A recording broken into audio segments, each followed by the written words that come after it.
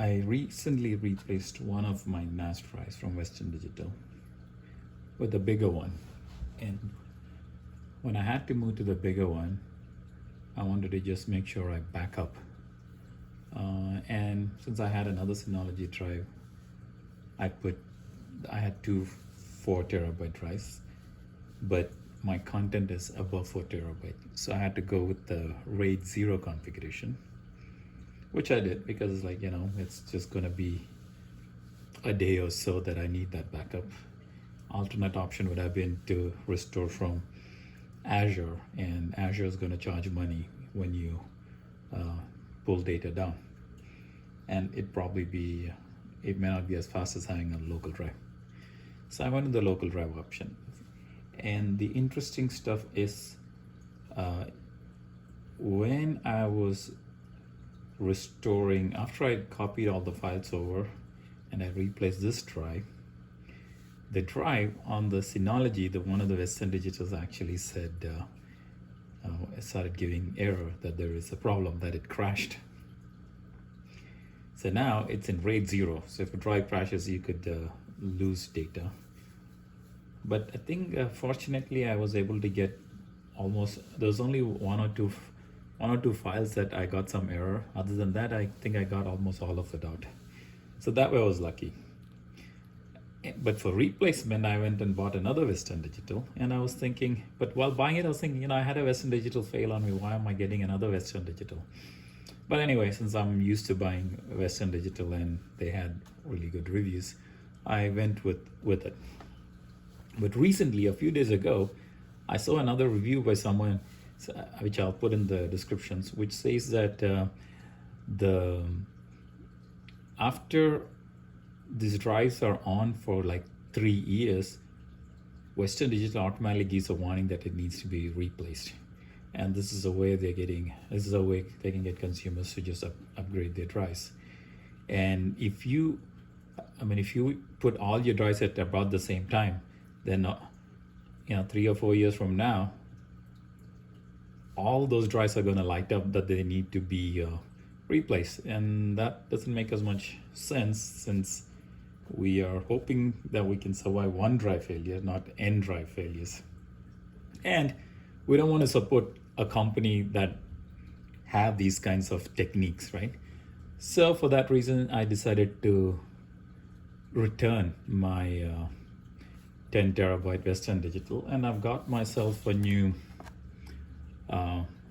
Seagate Iron Wolf. This is a 12 terabyte, and it's the same cost. But here's the interesting part. When I looked up how do you replace on Synology, there's an option that says you can right click on your volume and say remove. But when I look at it, I don't see any such option. And then there's another document that just says the same thing I did before. Pretty much remove the drive and put in the new one. Now, of course, I could do that, which means, again, my system could be at risk for several hours. And then I have to go through another 2 days of rebuilding it. And then what happened? What about the drive that I took out? It still has data on it. So now I have to go find another, which I do have, one of those, plug and play SATA external drives, which I'll have to plug this into that and format this drive. Otherwise, when I ship this back to the vendor, I do not know what all data is there. There's a good chance that there are files on it as is, and it's just the parity calculations that are on the other drives, and that's how it rebuilds, right? So ideally, it would have been nice if I could just get some option that says secure, delete, and remove a specific drive. Then I can pull that out, put the new one in, and I don't have to worry about the old drive. So this is the way I'm thinking about it, but if people know a better way, let me know, because this just sounds a little painful and work that could be automated. It is hot swap, but I usually just shut it down, and I'm gonna flip out this drive. And also, there was no date on these drives. I couldn't find any place where I could ask Synology which is the date on which this drive was installed. It would have been nice, because how do I know which one to replace? One of them is old and then two of them are new, but they are all 10 terabytes, so they have the same everything. So the two new ones I'm going to replace, and I'm going to keep one of the old ones. So that way I have two Seagate drives and two Western Digital.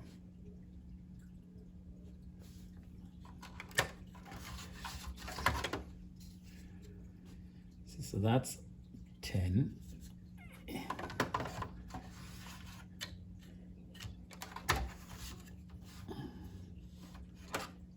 I expect that to be 10 too, which it is.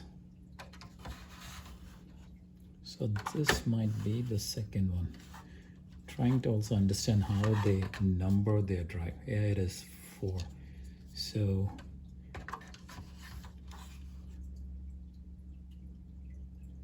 it must be 1, 2, 3, 4. So that's the order in which it is installed.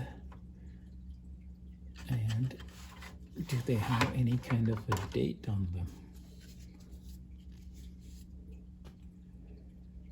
So to figure out the oldest drive, they all have dates on them, and one is 2022, so I know that's the old one, and then the other two are 2003. So I'm going to send those two back.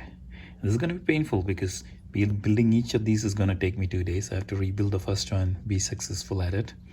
Once that is done, I need to get the replacement drive from Amazon for the next drive, and then repeat the entire process. And with that, I will be moving away from Western Digital to Seagate. Hopefully Seagate doesn't do something to ruin the relationships. Okay, time to switch out the drive, which is easy. Just pop the two sides. Note down which location your interface is pointing, so that you put the new drive in the exact same way. So pull that out. There it goes on the Seagate.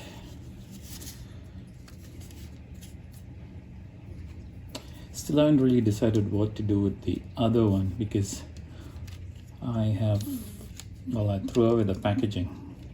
I guess this is one of the lessons. Keep the packaging around for at least 30 days or whatever your return period is.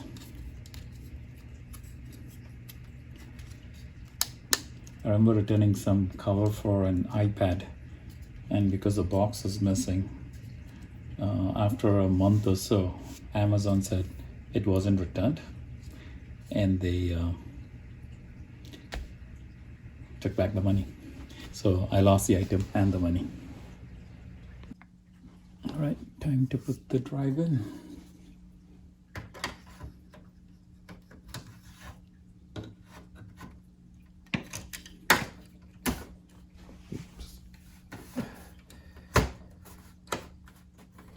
That is it. Turn it on. And now, of course, I'm going to get the error saying the volume is degraded. So I need to go to the storage manager, initialize the new drive, and add it back in. And then it takes more than 2 days for this entire process to complete. Unfortunately, I had the packaging for the drive, and the packaging actually on here they have the serial number, as well as on the drive they have the serial number, and the box also contains the serial number. So when returning to Amazon, it's best they all match, or you may just end up without a refund. And the drive has started its repair process. The moment you put in the moment you turn it on, it's going to keep beeping, because now the system has degraded. So you go into the to the control panel, go to storage manager, and on the volume there'll be when you click it, they'll show an option to repair. When you click repair, your new drive will show up there. Just check it and hit repair. But that won't stop the beeping. The beeping will keep going.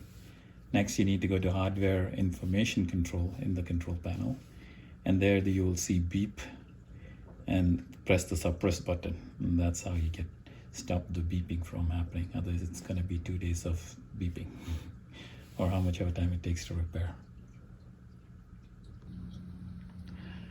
Before returning your drive, you want to make sure there is nothing on it. So get an external drive, something like this one, and then put your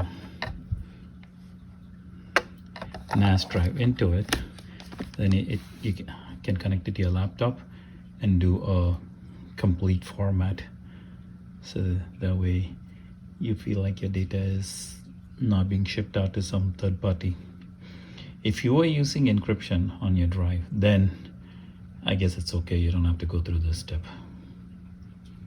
I don't encrypt all the folders, so I'm also curious to see what all is available on a single drive. So I'm gonna just browse around and see. So I've connected the NAS drive to my Windows machine, and NAS drives are Synology runs on Linux, so the file system is going to be different. I won't be able to look into it from here, or I am not aware of what tools are available. But from the disk one is 10 terabyte, and so I know that is the NAS drive, and it has multiple partitions on it. So what I'm going to do is I'll delete all those partitions and just format the drive as a FAT with NTFS or something like that, and that should be good enough. I don't have secrets, so I don't really care about doing super secure long formatting. This is good enough for me. And the way I see it is using the disk manager tool that ships with the Windows. While that's going on, the repair process is still running here. You can see it has reached 42%, and it's probably been half an hour or so since I installed the drive.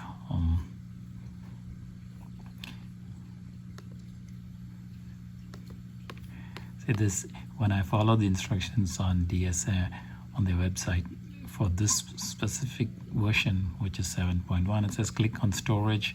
You get this 3 dots here, and there's a remove that, but this remove is I think for the storage pool. I don't see anything to remove a specific drive.